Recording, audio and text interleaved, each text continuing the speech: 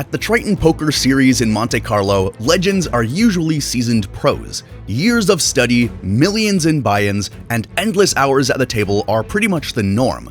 Then, in November of 2024, a white-bearded 69-year-old from Estonia appeared out of nowhere and shocked the poker world. His name was Vladimir Korzinin. Almost nobody had heard of him before, including me, and he had just one small live tournament result on record. He wasn't known as an online crusher, he wasn't backed by a big poker brand, and yet within days, he became the biggest story in high-stakes poker. With his long white hair and calm presence, commentators nicknamed him Gambledore, comparing him to Dumbledore. But it wasn't just his look that stood out.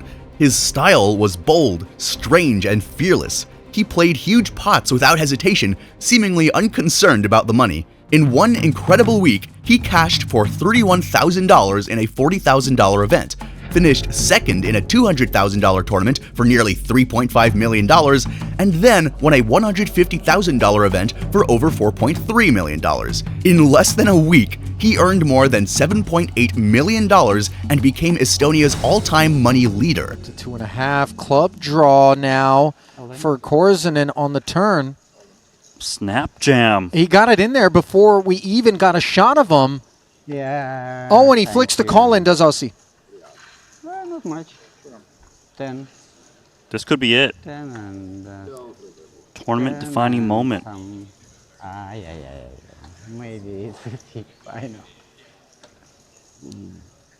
Aussie on his feet. Could victory be his? Korzinin does have the covering stack. 23 million. This is effectively for the tournament. Oh, and the club finds the river. Korzinin does it. Gambledore has emerged victorious as Aussie looks stunned. So was he a genius or just lucky? It's still unclear, but one thing is certain, Gambledore proved that he could beat the best. The Triton Poker Super High Roller Series began in 2016 with one event in Manila. Since then, it's grown into the biggest high-stakes tour in poker. In 2024, Triton visited 4 locations and hosted 47 events featuring the world's best players. In November, the tour stopped in Monte Carlo for 14 more events. 11 tournaments paid over $1 million. Bryn Kenny won $4.41 million, Vladimir Gambledore Korzinin earned $4.35 million, and Patrick Antonius took the biggest prize, $5.13 million. At the final table of the $150,000 event, Korzinin faced some of the toughest players in the world, including Bryn Kenny and Stephen Chidwick. The pressure was massive. Millions of dollars were on the line. During one key hand, Korzinin moved all in on the turn with only a flush draw. It was a huge risk. If he missed, he would lose a massive pot. Thomas Boyven called. The river card completed Korzinin's flush. Mowing everybody all the way down to Boyven. Jack 5 offsuit. Bit of a dicey hand. Currently sitting in 6th place out of 9.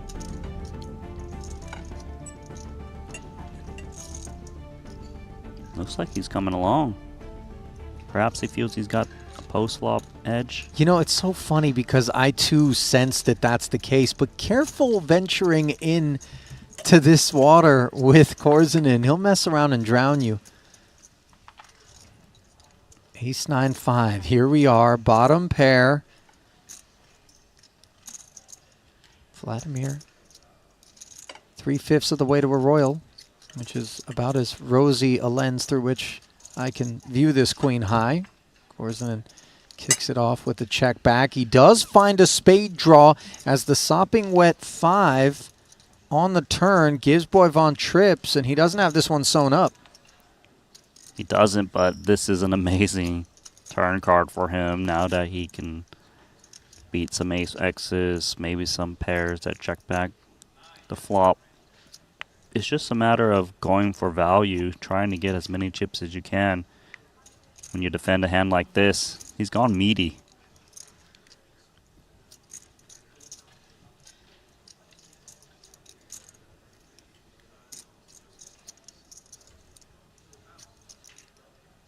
It feels Feels like the main fear for Korzinin is the 5x. With the sizing. He kind of blocks some of the best ace-x in terms of kickers. Win. Oh my god. This is bananas. I mean, crazy. Boivin has way too much hand to Calls. step away. He does make the call. All of a sudden, we got a 4.5 million chip pot as Korzinin pressed. And this is one that Thomas has got to sweat out. He's in heavy favorite here. Sixth in chips, 3 shorter stacks than his own out there coming into this one.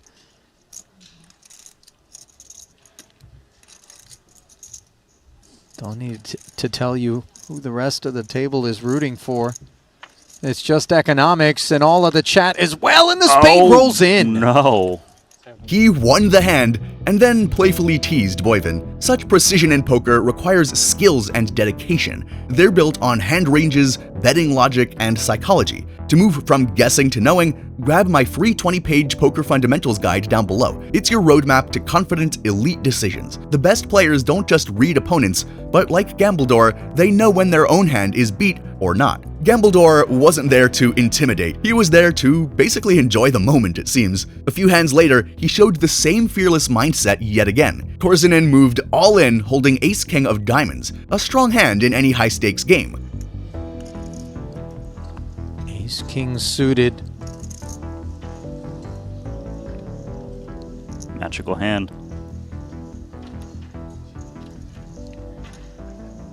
400.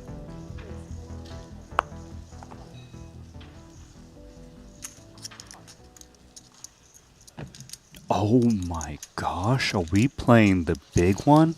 El Clasico on the horizon as Katola looks down at Queens, sitting 6.1 back.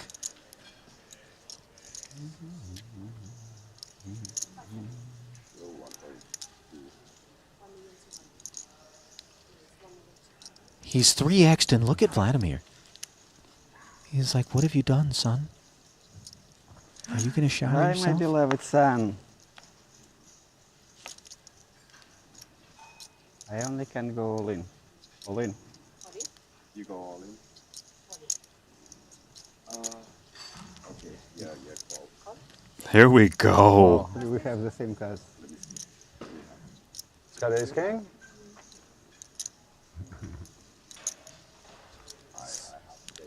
No, no. Yeah, 12.6 of course. million Fair. floods forward, and the two least likely entities to be looking for this sort of harm have found it. The deck choosing violence, but shining down on Katola. Here on the 6-high board, sun still shines. All but the ace or king will anoint Katola the 12-6, and that river makes it official. Vladimir not lamenting it whatsoever, giving a fist pound and giving a huge helping of his stack over to the fin. Aussie Katola called with pocket queens. The board offered no help to Korzinin, and he lost the pot, but he didn't seem too upset. No frustration, no visible anger.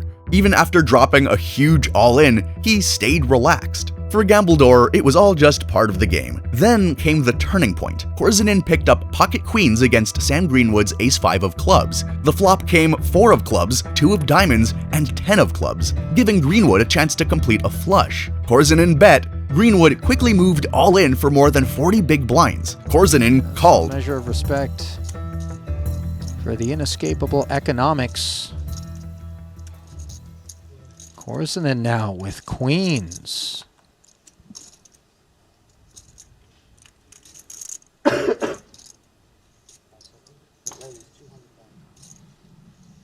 Ladies for Santa.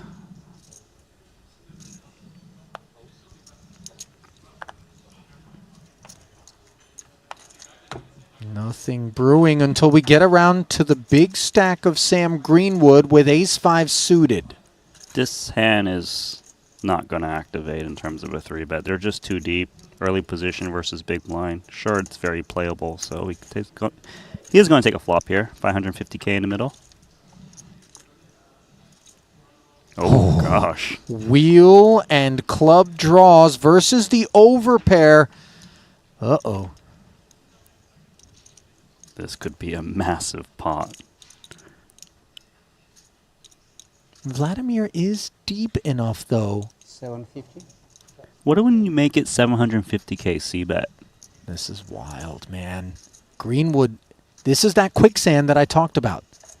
This is where you're looking up at Korzinin and thinking, dude, why are we doing this? You got the chip lead. I've got 46 bigs. Sat here second in chips behind you. Have you seen the shorty? Yeah, hey, look over there. Look at Smith with 9 bigs. Look at Fedor with 16. There's 200K in pay jump, and you're really going to make us do this? Well, Sam doesn't want to bust right now. He's going to check call, pray, and hit the club or a 3. And just hope that Korzinin keeps betting. Oh, he actually checked jams. We're going to play a massive one, aren't we? I'm shocked that he's jamming the spot. What on earth has just happened? This is number 2 and number 1 in chips. Normally, it is Korzinin who takes these extremely uncomfortable positions and sticks them on people. Here, Greenwood.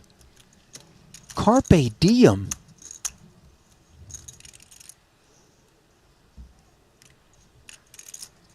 This is now uncomfortable for Korzinin, realizing how big this pot could be. He said, doesn't matter, call. 9.1 million chip pot. You see the eyebrows raised on Dan Smith, immediately comes up from behind the sunglasses to observe what has prompted this violence. And now the revelation that the overpair and the massive chunk of equity that gives Greenwood a 4% edge is that which is responsible. How you feeling on this one, Santa? I don't have percentage, I only have 100%.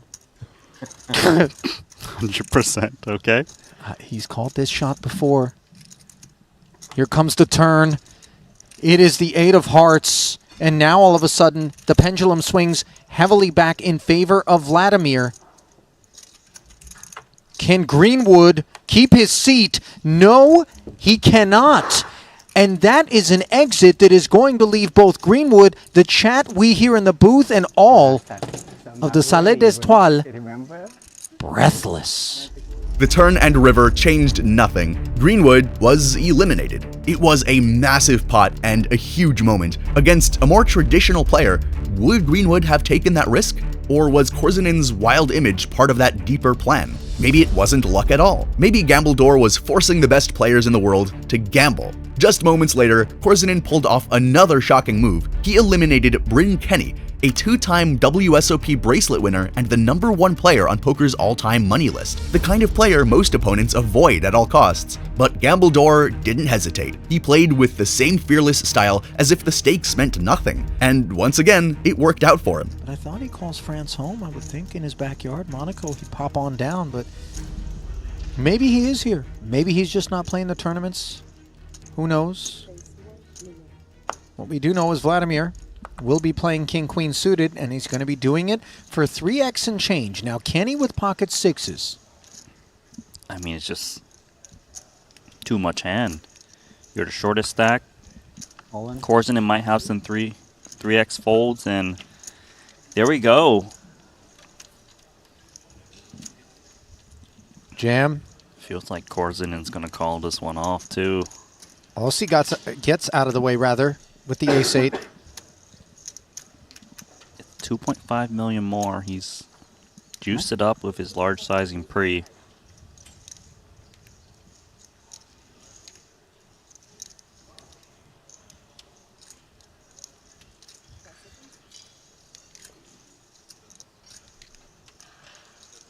Patrick Antoni has emerged on the rail. Beat Korzinin, heads up in the Invitational. Biggest score of his career, just a few short days ago. Korzinin makes the call. 2 overs, plus clubs. Trying to take their chances against the sixes. Kenny, relieved to be in front, of course.